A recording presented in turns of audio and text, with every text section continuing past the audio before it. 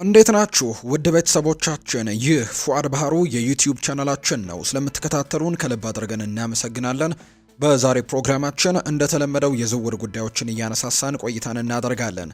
የጥር ተጫዋቾች የዝውውር መስኮት እጅጉን እየተቃረበ እየመጣ ነው። ክለቦችም ራሳቸውን ለማጠናከር በውድድሮች አጋማሽ ላይ እድል የሚያገኙበት ጊዜ ነው ተብሎ ይታሰባል። በዚህ ወር ደግሞ እንደሚታወቀው የአፍሪካ ዋንጫ ይጀመራልና በርከት ያሉ ተጫዋቾቻቸውን የሚያጡ ክለቦች አሉ። ስለዚህ ያንን ቦታ ደግሞ ለማጠናከር የተለያዩ ቡድኖች እንቅስቃሴዎችን ያደርጋሉ ተብሎ ይጠበቃል። ከነዚህ መካከል ማንቸስተር ዩናይትድ ይገኝበታል። በጥር ተጫዋቾች የዝውውር መስኮት ተጫዋቾችን ለማስፈረም እንቅስቃሴ ያደርጋል ተብሎ ይታሰባል። አርሰናልም፣ ማንቸስተር ሲቲም፣ ሊቨርፑልም፣ ሪያል ማድሪድም፣ ባርሴሎናም ሌሎችም የአውሮፓ ታላላቅ ክለቦች የተመለከቱ የዝውውር ጉዳዮችን እያነሳሳን ቆይታን እናደርጋለን።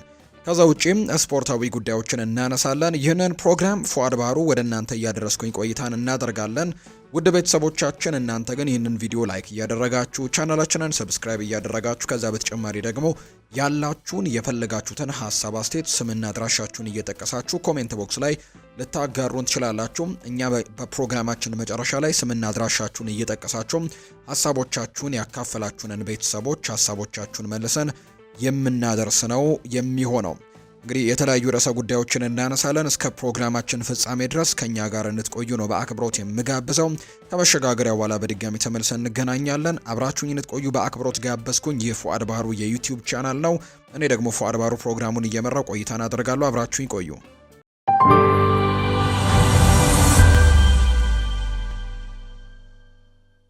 በዚህ የውድድር ዘመን ነገሮች ለሊቨርፑል በጣም እያሽቆለቆሉ እንደሆነ ሁላችንም የምናውቀው ነው። ምንም እንኳን ትናንትና ወደ ድል ቢመለሱም፣ ነገር ግን ከብዙዎቻችን ከጠበቅነው በላይ ደግሞ የከፋ ነገርን ነው ዘንድሮ ያስመለከቱን።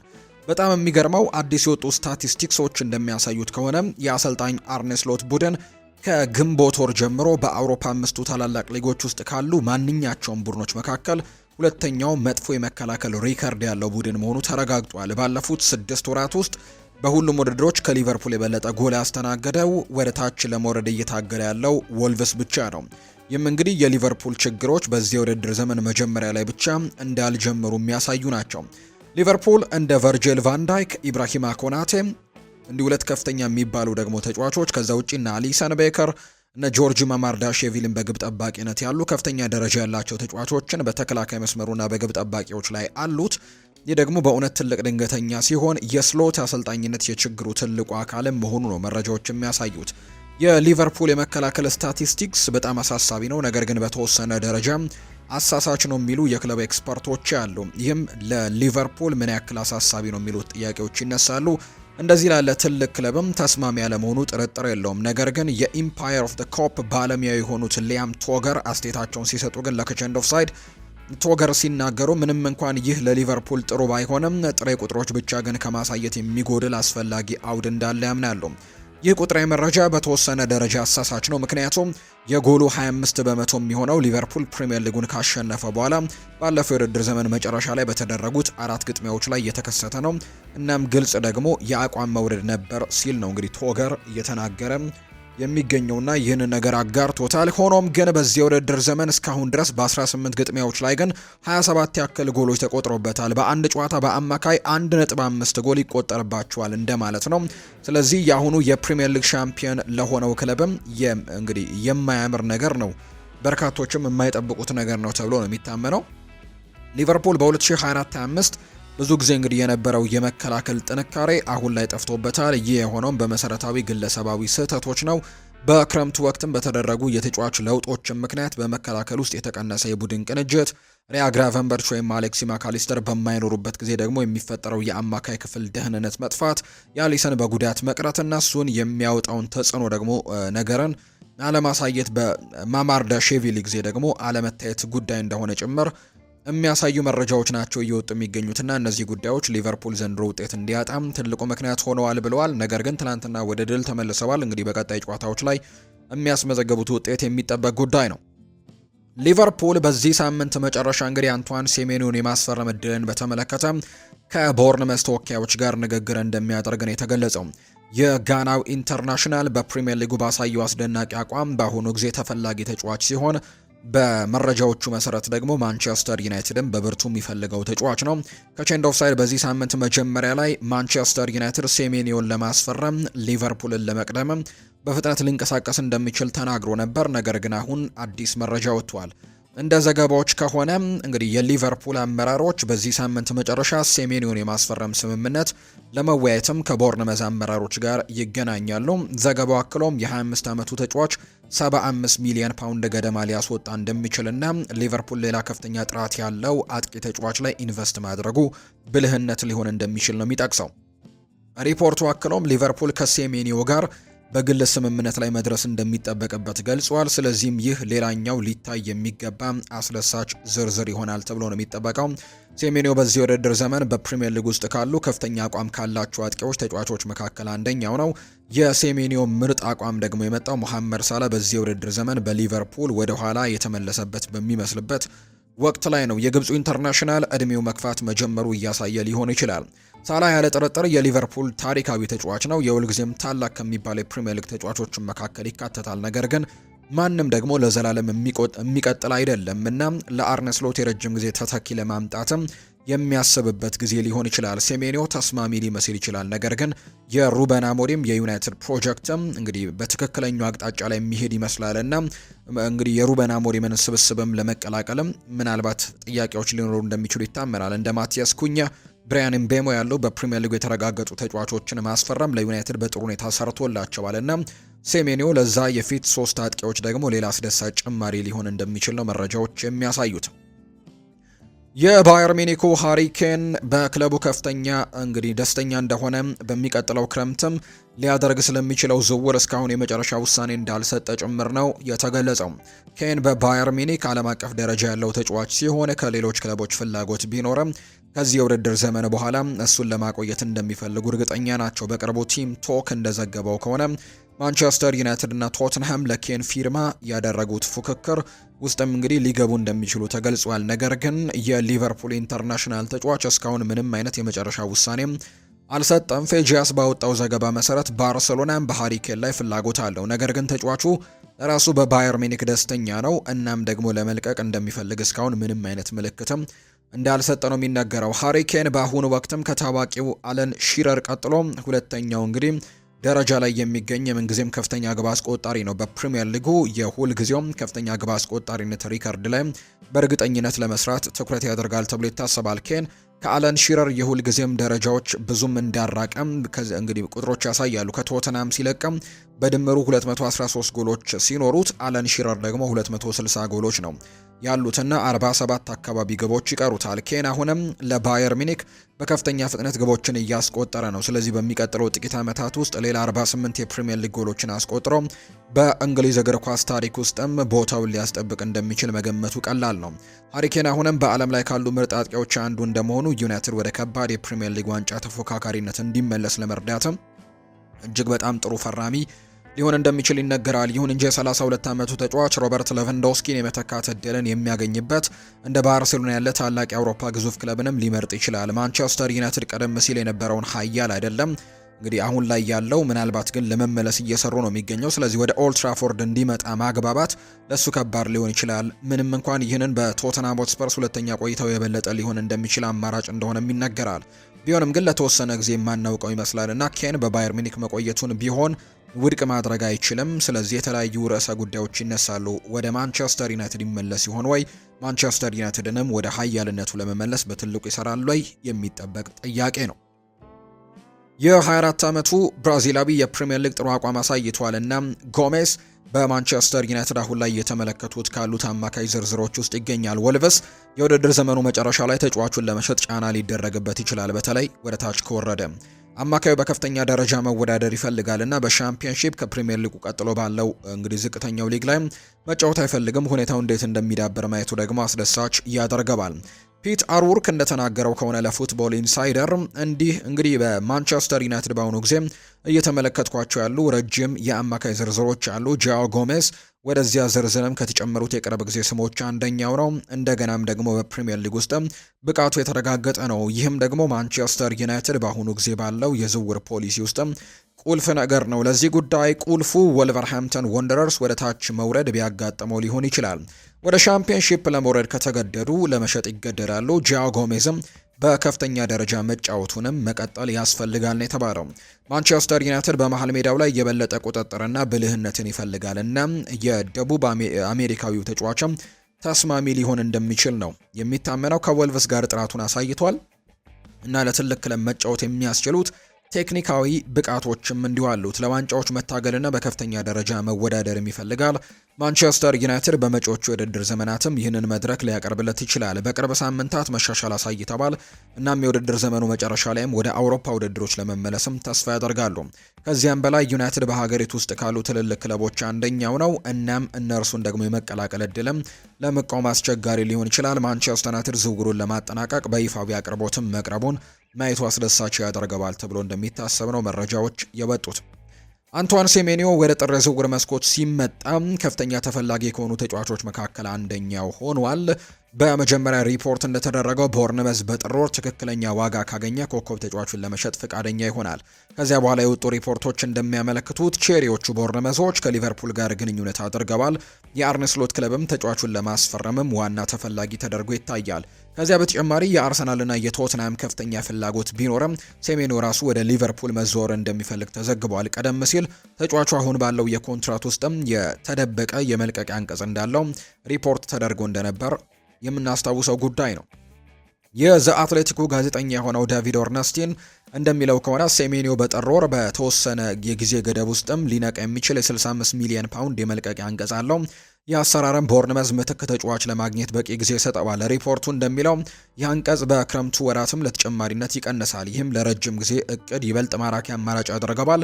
አንድ ታማኝ የዝውውር ጉዳይ አዋቂ አክሎ ሲናገርም አርሰናል በጥር ወር ዝውውር እንዲያደርግ ከፈለገ ከአንዱ ትልቅ ኮከቦች ውስጥም መሸጥ ይኖርበታል። ይህም ሊቨርፑል ተመራጭ እንዲሆን ያደርገዋል የሚል ግምት ነው የወጣው። አርሰናል አንቷን ሴሜኖን በጥር ወር ለማስፈረም ከፈለገ ከአንዱ ትልቅ ኮከቦቹ መሸጥ ይኖርበታል። ለዚያም ነው ሊቨርፑል በጥር ወር ተመራጩ ክለብ ሊሆን የሚችለው። ሊቨርፑል በዚህ ክረምት ፍሎሪያን ቨርትስን እና አሌክዛንደር ኢሳክን በእንግሊዝ የዝውውር ክብረ ወሰን ለሁለት ጊዜያት ቢያስፈርምም የአጥቂ መስመሩ አሁንም ቅንጅት ለማግኘት እየተቸገረ ነው። ሉዊስ ዲያዝ መውጣቱ በግራ መስመር ላይ ክፍተትን የፈጠረ ሲሆን ኮዲ ጋክፖ ደግሞ ያለፈውን ብቃቱን ለማሳየት ተቸግሯል። ሞሐመድ ሳላህም ያልተጠበቀ የብቃት መውረድና ሊቀርብ ደግሞ ያለው የአፍሪካ ዋንጫ ደግሞ የሊቨርፑልን አስተማማኝ የማጥቃት አቅምንም ይቀንሳል ተብሎ ነው የታሰበው። ይህ ደግሞ ሴሜኒዮ ተመራጭ ኢላማ ያደርገዋል። ምክንያቱም በፕሪሚየር ሊግ የተረጋገጠ ብቃት አለው። ፈጣን የመላመድ ችሎታ፣ የስራ ፍጥነትና የኳስ ግፊት፣ በአጥቂ መስመር ላይም ከፍተኛ ሁለገብነት ስላለው ለሊቨርፑል የውድድር ዘመኑ ወሳኝ በሆነ ወቅት ላይ በአጭር ጊዜ መሸፈኛና ለረጅም ጊዜ ማጥቃት መፍትሄዎችንም ይሰጣል። ሊቨርፑል የመልቀቂያ አንቀጹን ካነቀም ለሲስተሙ የተሰራ ተጫዋችን ያስፈርማሉ። ተለዋዋጭ ሁለገብና በከፍተኛ የፕሪሚየር ሊግ ደረጃ ላይ ያለ ተጫዋችን ለማስፈረም እድሉን ያገኛሉ ተብሎ ነው የሚጠበቀው።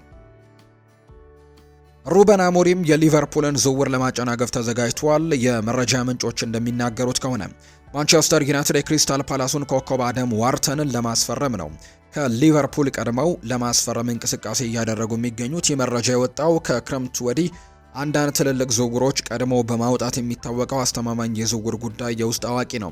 ዜናውን በትዊተር ወይም ደግሞ አሁን በኤክስ በምንለው ላይ ይፋ ያደረገው የውስጥ አዋቂውም በክለብ ውስጥ ካሉ የማንቸስተር ዩናይትድ ምንጮችም እንደተረዳው ክለቡ ለአደም ዋርተን ጥያቄ አስገብቷል።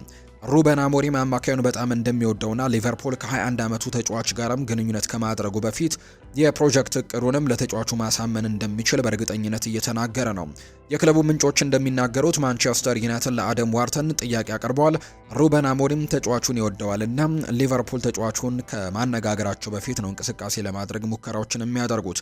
ሊቨርፑልና ቼልሲም አደም ዋርተንን ለማስፈረም ትልቅ ፍላጎት እንዳላቸው ጭምር ነው እየተገለጸ የሚገኘው። እንደተገለጸው ከሆነ ሊቨርፑል ለአደም ዋርተን የክረምት የዝውውርን በተመለከተ ከክሪስታል ፓላስ ጋር የመጀመሪያ ደረጃ ንግግሮችን አድርጓል። ይህም ደግሞ ሊቨርፑል ወጣቱን ተጫዋች ለማስፈረም ያላቸውን ከፍተኛ ፍላጎት ያሳያል። ሪፖርቶች እንደሚያመለክቱት ሌሎች ትልልቅ ክለቦችም ፍላጎት ቢያሳዩም የፓላስ አማካይ ሊቨርፑልን መቀላቀል እንደሚፈልግ ያምናሉ። ይህ በእንዲህ እንዳለ ቼልሲም አደም ዋርተንን የማስፈረም ከፍተኛ ፍላጎት ያለው ሲሆን አንዳንድ ዘገባዎች ሰማያዊዎቹ ቼልሲዎች የእሱን ፊርማ ለማግኘት ዋና ተመራጭ ተብለው ሊታዩ እንደሚችሉ ጭምር ነው የተናገሩት። የዋርተን ለክሪስታል ፓላስ አስደናቂ ብቃትም ለትልልቅ ክለቦች ዋና ኢላማ እንዲሆን አድርጎታል። ማንቸስተር ዩናይትድ ተቀናቃኞቻቸው ፍላጎታቸውን ከማጠናከራቸው በፊት ውሉን ለማጠናቀቅ ጊዜ ማጥፋት ያልፈለጉበት በዚህ ምክንያት ሳይሆን አልቀረም። የዋርተን አጠቃላይ ብቃትም ለሩበን አሞሪም ስርዓት ልዩ ተስማሚ ያደርገዋል። ይህም የ21 ዓመቱ ወጣትም በጠባብ ቦታዎች ውስጥም ከፕሪሚየር ሊግ በጣም የተጋነኑ አማካዮች አንዱ ሲሆን የመከላከል መስመሮችን የሚሰብር ኳስን አሳልፎ የመስጠት አስተዋይ የሆነ የአቋም አያያዝና በግፊት ውስጥም የመጫወት ችሎታ ወይም ፕሬስ ሬዚስታንስነትንም ያቀርባል። እሱን እንደ ግራ አጥቂ ቁጥር 8 ወይም ደግሞ እንዲያውም እንደ ወደኋላ ተስቦ የሚጫወት አማራጭም ወይም አጫወትም ሆኖ መስራት ይችላል። እነዚህም እንግዲህ ሩበን አሞሪም ማጠናከር የሚፈልጋቸው ሁለት ሚናዎች ናቸው። የካሴሜሮ የወደፊት እጣ ፈንታ ያልተወሰነ በመሆኑና ኮቢ ማይኖ ሊወጣ ይችላል እየተባለ ባለበት በዚህ ሰዓት አደም ዋርተን በኢኒዮስ ስርም ለዩናይትድ መልሶ ግንባታ የረጅም ጊዜ ለውጥ አምጪ ተጫዋች ሊሆን ይችላል። ዩናይትድ በቀጣዮቹ 10 ዓመታት የመሃል ሜዳቸው ሊመራ የሚችል ተጫዋች አድርገው ስለሚመለከቱት ነው። ለዚህም ነው ተቀናቃኞች ፍላጎታቸውን ከማጠናከራቸው በፊት በፍጥነት ለመንቀሳቀስም የፈለጉት ተብሎ ነው መረጃው የወጣው። ማንቸስተር ዩናይትድ የብራዚላዊውን ኮከብ ኔይማር ጁኒየርን በድንገት ለማስፈረም ከሚደረገው እንቅስቃሴ ጋር ስሙ ተነሳ። የ33 ዓመቱ ተጫዋች በአሁኑ ጊዜ ለሳንቶስ እየተጫወተ ሲሆን ኮንትራቱ ግን እስከ ታህሳስ ወር መጨረሻ ድረስ ብቻ ነው ከፌጂያስ በተገኘ ዘገባ መሰረት የወጣው። ማንቸስተር ዩናይትድ በሱ ላይ ፍላጎት እያሳየ ነው የሚሉ መረጃዎች ወጥተዋል። ስምምነቱን ማጠናቀቅ ይችሉ እንደሆነ ግን ጊዜ ይወስዳል። ዘገባው እንደሚለው ማንቸስተር ዩናይትድ ደሞዙን ለመክፈል የሚያስችል የገንዘብ አቅም አለው።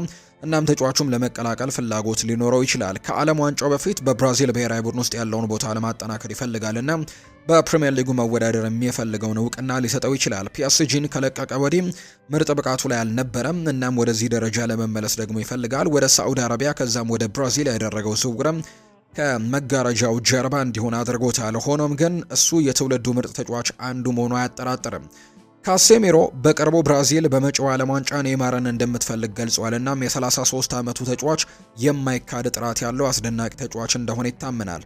በተጨማሪም የሳንቶሱ ኮከብ በማሸነፍና በመሸነፍ መካከልም ያለውን ለውጥም መምጣት የሚችል ብቃት እንዳለው ይናገራል። ከግሎቦ እንዲህ ሲልም ነው የተናገረው። የእነዚህን ተጫዋቾች ጥራት የማይካድ ነው።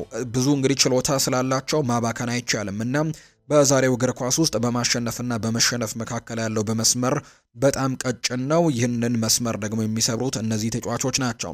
ማንቸስተር ዩናይትድ ስምምነቱን ማጠናቀቅ ይችል እንደሆነ ማየቱ አስደሳች ያደርገዋል። ምንም እንኳን የ33 ዓመቱ እድሜው የገፋ ቢሆንም በነፃ ዝውውር አጭር ጊዜ ግን ማስፈረም ለሁሉም ወገኖች ተስማሚ ሊሆን ይችላል። ወደ ከፍተኛ ብቃቱ መመለስ ከቻለ የማንቸስተር ዩናይትድን ማጥቃትም ሊለውጥ ይችላል። ከዚያም በላይ ደግሞ እንደሱ ያለ ዓለም አቀፍ ኮከብም ማስፈረም ለቡድኑ ከፍተኛ የንግድ ትኩረትንም ይጨምራል። ሁኔታው በሚቀጥሉት ጥቂት ሳምንታት ውስጥም እንዴት እንደሚዳብር ለማየትም አስደሳች ያደርገዋል ተብሎ ነው የሚታሰበው። ሊቨርፑል የቦሩሲያ ዶርትመንዱን ተከላካይ የሆነው ኒኮ ሽሎተርቤክን ለማስፈረም ፍላጎት አለው ተብሏል። የ25 ዓመቱ ተጫዋች ኮንትራት በውድድር ዘመኑ መጨረሻ ላይ ይጠናቀቃልና ከተለያዩ ክለቦች ጋር ስሙ ተያይዟል።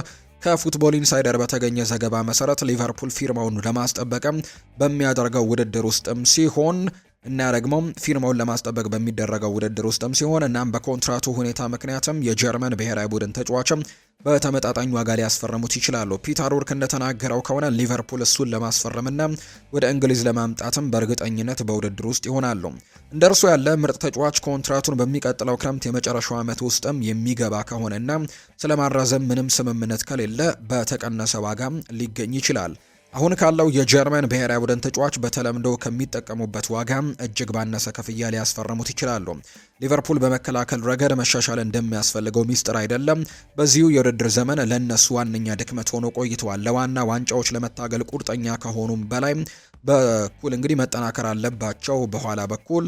ስለዚህም ደግሞ በዚህ የውድድር ዘመን በ11 የሊግ ጨዋታዎች 17 ጎሎች ተቆጥረውባቸዋል። ጥራት ያለው ተከላካይ ማስፈረም ለነሱ ትልቅ ለውጥን ሊያመጣ ይችላል። ኒኮ ሽሎተርቤክ በጀርመን ውስጥም ብቃቱን አሳይቷል።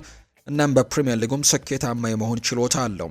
የፕሪሚየር ሊጉ ሻምፒዮንን መቀላቀል ለሱ አስደሳች አጋጣሚ ሊሆን ይችላል። ኢብራሂማ ኮናቴ ኮንትራቱን በውድድር ዘመኑ መጨረሻ ላይ ይጠናቀቃልና ሊቨርፑል እሱን መተካት ይኖርባቸዋል።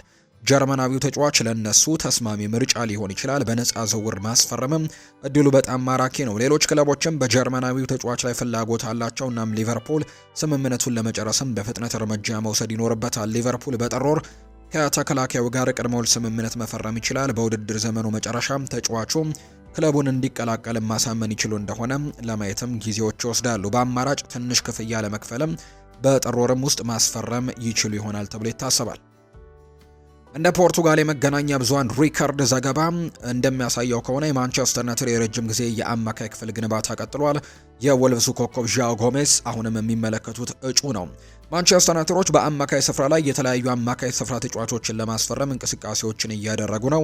በአዲሱ የሩበን አሞሪም ስርም ደግሞ የመሃል ሜዳውን እንደገና ለመቅረጽም ፍላጎት አላቸው። በ2026 የዝውውር ገበያ ውስጥም ጠበቅ ብለው ይገባሉ ተብሎ ይጠበቃል። በአሰልጣኙ በአማካይ ክፍል ውስጥም ብዙ ጉልበት ማጥቃት ሚዛንን እንደሚፈልጉም በተደጋጋሚ ተናግረዋል። ዩናይትድ ቀደም ሲል እንግዲህ ሁለት የፕሪሚየር ሊግ ተሰጥኦችን የብራይተኑን ካርሎስ ባሌባና የኖቲንግሃም ፎረስቱን ኤሊዮት አንደርሰንን በክትትሉ ስራ አድርጎ እንደነበር የምናስታውሰው ነው። ከዛ በተጨማሪ የክሪስታል ፓላሱም አደም ዋርተንም ስሙ ይነሳል። አሁን ላይ ደግሞ ጎሜዝን ከወልቨርሃምፕተን ወንደረርስም በትንሽ ዋጋ ሊመጣ የሚችል ጠንካራ አማራጭ አድርገው ይመለከቱታል። ባሌባና ኤሊዮት አንደርሰን ከ70 እስከ 100 ሚሊዮን ፓውንድ አካባቢ ሊያስወጧቸው እንደሚችሉ ይታመናል። የዋጋ ክልላቸውም ይገመታል። የጎሜዝ ግምት ዋጋ ግን እስከ 50 ሚሊዮን ዩሮ ቢሆን ወይም 44 ሚሊዮን ፓውንድ አካባቢ ከፍ ቢል ነው። ይህም ተመጣጣኝ አማራጭ አድርገው ነው የሚመለከቱት።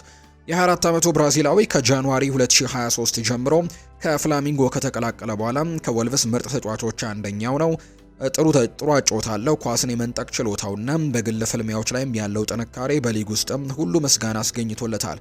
የእግር ኳስ ተንታኝ የሆነው ዳኒ መርፊ ይህ አማካይ ከማሪዮ ለሚና ጋርም ያለው ጥምረት ድንቅ እንደሆነ ነው የሚናገረው። እንደ ሪካርድ ዘገባ ከሆነ ሩበን አሞሪም ከጥር ወር ጀምሮ የአማካይ ክፍል ማጠናከሪያዎችን እየገፉ ሲሆን ጎሜዝ የሚፈልገውን መግለጫ አጥቂን ኳስን በባለቤትነት በማይኖርበት ጊዜ አስተማማኝና ቅራኔዎችን ደግሞ ለመደገፍ የሚያስችል ተለዋዋጭነትን የሚመጥን ተጫዋች አድርገው ነው የሚመለከተው። ወልቭስ በሊግ ውስጥም የመቆየት ሁኔታን ማረጋገጥ ስለሚያስፈልገው ፈጣን ስምምነት አስቸጋሪ ሊሆን ቢችልም ዩናይትድ በ2026 ውስጥ ግን ያለውን ሁኔታ በጥብቅ ለመከታተልም እንደተዘጋጀ መረጃዎቹ ይጠቁማሉ። ዩናይትድ በጥር ወር ይንቀሳቀሳል ወይም ደግሞ እስከ 2026 ክረምት ድረስ ይጠብቅ እንደሆነ የሚወሰነው በወልቭስ የሊግ ደረጃና በካሴሜሮ፣ ኮቢ ማይኖ፣ ማኑኤል ኡጋርቴ የወደፊት ሁኔታ ላይ ይሆናል።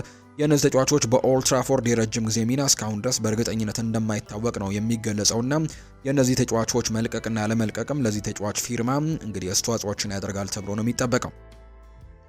ማንቸስተር ዩናይትድ የአማካይ ክፍሉን ለማጠናከር ኮነር ጋላገርን በጥር ወር ለማስፈረም እንቅስቃሴዎችን ሊያደርግ ይችላል። ቤን ጃኮብስ የተባለው የመረጃ ምንጭ እንደተናገረው ዴይሊ ሜል ላይ ባቀረበው መረጃ መሰረት ለዩናይትድ በጣም ተጨባጭ የሆነው አማራጭ ኮነር ጋላገርን ማስፈረም እንደሚሆን መግለጹን የተዘገበው።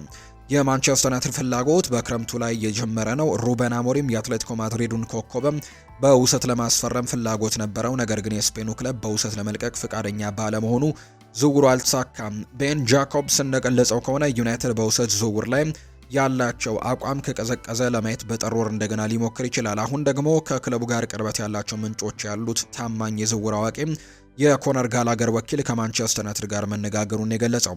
ማንቸስተር ዩናይትዶች አማካዩን ለማስፈረም በጣም ፍላጎት ያላቸው ሲሆን እንደ ውስጥ አዋቂው ከሆነ የቀድሞ ቼልሲ ኮከብም ወደ ኦልድ ትራፎርድ የመዘዋወር ፍላጎት አለው። የውስጥ አዋቂው በኤክስ ገጹ ላይ ሲናገርም የኮነር ጋላገር ወኪል ከማንቸስተር ዩናይትድ ጋር ተነጋግሯል። ዝውውሩ ቢሳካ ተጫዋቹ በጣም ደስተኛ ይሆናል። ማንቸስተር ዩናይትድ ከፍተኛ ፍላጎት አለው ነው ያለው። ከዚህ ቀደም በጀርመን ዴፎ አስደናቂ ተብሎ የተገለጸው ኮነር ጋላገር ለሩበን አሞሪም ቡድን ታላቅ ፈራሚ እንደሚሆን ምንም ጥርጥር የለውም። የእንግሊዝ ብሔራዊ ቡድን ተጫዋች በእርሱ ላይ እጅግ የተሟላ ቦክስ ቱ ቦክስ አማካይ አንዱ ሆኖ ይታያል። በእንግሊዝም ሆነ ደግሞ በስፔን ባሳለፈው የጊዜ ደግሞ የላቀ የስራ ስነ ምግባርም ታሪካዊ ተግሳጽና ወጣትነት ያለው ውጤትን እንዳሳየ ጭምር የሚነገር ነው። ከሁሉም በላይ ግን ኮነር ጋላገር ከመካከላዊ ክፍል ጎሎችን ያመጣል። ይህም ደግሞ ዩናይትድ ከብሩኖ ፈርናንዴዝ ውጪ በአሁኑ ጊዜ በዛ ቦታ ላይ አስተማማኝ ጎል አስቆጣሪ የሌለው በመሆኑ በጣም የሚጎለው ነገር ነው። ከአማካይ ስፍራ ተጫዋቾች ጎሎችን ማስቆጠር በጣም ውጤታማ የሆነ የውድድር ዘመንን በ2021-22 በክሪስታል ፓላስ በውሰት በነበረበት ጊዜ ያሳለፈ ሲሆን በ34 የፕሪሚየር ሊግ ጨዋታዎችም 8 ጎሎችን አስቆጥረዋል። ከዚያ በኋላ በ2023-24 የውድድር ዘመን በቸልሲ ጠንካራ ብቃት አሳይቶ በሊግና በኤፍኤ ካፕ ውድድሮች 7 ጎሎችን በማስቆጠር አስተዋጽኦ አድርጓል። የኮነር ጋላገር ሁለገብነት ደግሞ ዋጋውን ይበልጥ ያጠናከረው በስራው ዘመን ሁሉ የመከላከል አማካይ ቁጥር 8 እና 10 ቁጥር ላይ በክንፍ አማካኝነት ሚናዎች ተጫውተዋል። እንደ ታክቲካዊ ፍላጎቱ በቀላሉ ይስተካከላል። በተለያዩ ቦታዎችም ያለው ውጤት ለሩበን አሞሪም ከፍተኛ ግፊትም ላለው እንግዲህ ስርዓትም ዝግጁ የሆነ ተጫዋች እንዲሆን አድርጎታል ብለው በርካቶች ግምቶቻቸውን እየሰጡ ነው የሚገኙት። ውድ ቤተሰቦቻችን ከፉአድ ባህሩ የዩቲዩብ ቻናል የተለያዩ ስፖርታዊ ጉዳዮችን ስትከታተሉ ቆያችሁ። ከኛ ጋር ለነበራችሁ በሙሉ ላቅ ያለ ምስጋናችንን ወደ እናንተ ልናደርስ እንወዳለን። የተለያዩ ርዕሰ ጉዳዮችን ያካተትንበት የዛሬው የዕለተ ሰኞ የከሰዓቱ ፕሮግራማችን ይህን ይመስል ነበር። በነገው ፕሮግራማችን እንገናኛለን። ሀሳብ አስተያየቶቻችሁን ጻፉልን። በነገው ፕሮግራማችን መልሰን ወደ እናንተው እናደርሳለን። ቪዲዮአችንንም ላይክ ማድረጋችሁን አትርሱ። መልካም ጊዜ እንዲሆንላችሁ በአክብሮት ተመኘው። ፉአድ ባህሩ ነበርኩኝ። መልካም ቀን